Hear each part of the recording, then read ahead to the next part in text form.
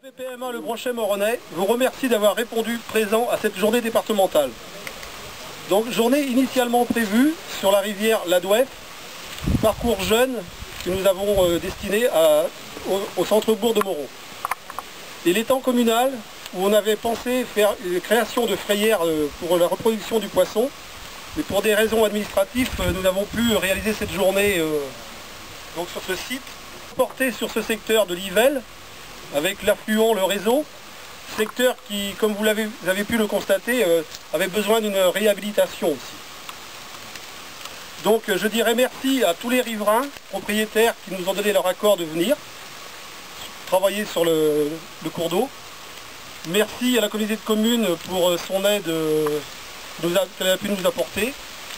Merci à la fédération du Morbihan, principalement à Jean-Claude et Johan, qui nous ont été d'un grand service sur le plan technique et de logistique de cette journée. Dans ce plan départemental, il y avait d'éventuels problèmes, ou il y avait des problèmes, parce qu'il faut le dire qu'il y en avait, plus ou moins importants dans telle ou telle rivière. Donc on a identifié dans un plan départemental, qui je le rappelle a été signé par le Conseil général du Morbihan, par le Conseil régional, par l'Agence de l'eau. On a identifié comme ça tout un nombre de problèmes pour la vie des poissons, mais pour la vie des espèces finalement, et derrière tout ça pour notre vie à nous. Et donc, petit à petit, on met en place ce plan départemental. Et pour les élus qui sont là, tous les ans, la Fédération de pêche du Morbihan fait, au-delà de chantiers annuels de réhabilitation de cours d'eau, au-delà de réalisations qui sont programmées, fait une opération départementale. Et il le fait à deux niveaux. Un, pour montrer à des élus locaux ce qu'on peut faire, c'est vrai, à titre expérimental. Et deuxième chose, ce que, quelque part, on fait comme formation à nos responsables de la PPMA. Parce que les bénévoles que vous voyez ici, quelque part, sont les représentants donc, des 28 associations du Morbihan, qui, une fois par an, sur un thème comme celui-ci aujourd'hui, sur le thème des plantes envahissantes, sur le mortier de Glénac l'année dernière par exemple, sont venus un petit peu, eh bien ils ont lu leur petit bouquin, ils ont vu ce qu'il fallait faire, et ils ont quelquefois vu quelqu'un passer à côté en leur disant « Ah non, faut peut-être pas faire ça comme ça, il vaut mieux le faire comme ça ». Il y a plein de raisons de le faire comme ça, et toutes ces raisons en fait, ce sont nos techniciens, c'est la structure de la Fédération de pêche, avec des partenaires bien sûr, qui mettent tout ça en place. Donc, je tenais quand même, pour être tout à fait aussi honnête, de dire qu'à cette opération départementale, ça a un coût, comme toute opération à un moment donné, et le président du Creux, du futur Creux ne me contredira pas, tout ça, ça coûte de l'argent et on sait qu'il faut les trouver. Je tiens à dire que dans cette journée départementale, là, c'est intégré dans le plan que présente la Fédération de pêche en début d'année au Conseil général et discuté avec lui. Donc ce plan est financé pour les travaux de tous les bénévoles du département du Morbihan et l'opération départementale annuelle. Donc, il faut savoir que le Conseil général aide, alors je ne vais pas parler des centimes, mais grosso modo, la Fédération de pêche et donc les associations de pêche pour l'entretien et la restauration bénévole, je parle hors Creux, hors opération programmée Creux, on reçoit à peu près 15 000 € pour les opérations bénévoles. C'est-à-dire qu'en fait, on reçoit un coût d'entretien, de réhabilitation, de restauration au mètre linéaire finalement d'entretien réalisé. Voilà, je tenais à le préciser. Et les autres financeurs sont la Fédération nationale pour la pêche en France. Alors qu'est-ce que c'est la Fédération nationale de la pêche en France? Je tenais à le préciser quand même, parce qu'elle est issue de la loi sur l'eau de 2006 en fait, et la Fédération nationale de pêche en France, c'est une caisse centralisatrice. Cette caisse centralisatrice, en fait, chaque pêcheur y contribue, on paye une redevance, une cotisation pêche milieu aquatique à la Fédération nationale, qui elle-même contient une redevance. Eugène Grandland, premier adjoint au maire de Moron, président du syndicat d'eau potable et président du bassin versant Yvel-Yvette, là où nous nous trouvons. Le bassin versant Yvel-Yvette fait partie des 8 bassins qui forment le grand bassin de l'Oust. Et donc je confirme que c'est une volonté des 8 présidents actuels du bassin de l'Oust de lancer une opération de creux sur le bassin Yvel-Yvette. Ceci dit, bien sûr, il faut lancer l'étude pour commencer. Mais avant tout ça, nous sommes aujourd'hui une association et notre volonté des 8 présidents a été de ne pas rester association, de passer syndicat pour plusieurs raisons. Parce que nos financeurs sont l'agence de l'eau, le conseil régional et le conseil général. Et donc le syndicat départemental de l'eau. Le Lac-au-Duc, c'est l'eau qui sert pour le syndicat d'eau de Pleuhermel.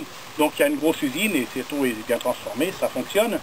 Mais ceci dit, quand même, l'Yvel le ravitaille. Et donc, mieux l'eau de l'Yvel sera de qualité, mieux, je pense, moins il y aura de traitement. Donc ceci est très important et je voudrais féliciter toutes les personnes qui sont ici, qui se sont déplacées, voire de loin. Ça les a fait connaître Moron, enfin qui vont connaître tout à l'heure, encore mieux. Et puis ceux qui ont mis ça en route, je voudrais aussi remercier notre président local, Michel, qui a eu des réunions avec nous et ça, et qui a été certainement une bonne cheville ouvrière hein, de ça. Voilà. D'abord, bonjour à toutes et à tous. Aujourd'hui, je crois qu'on peut se féliciter de cette journée. C'est vrai que c'est une réussite, le temps y participe pour beaucoup, mais je voudrais remercier le président de l'association moronnaise et le président de la fédération d'avoir choisi Moron comme lieu de votre journée départementale. Et c'est vrai que c'est important à plusieurs égards.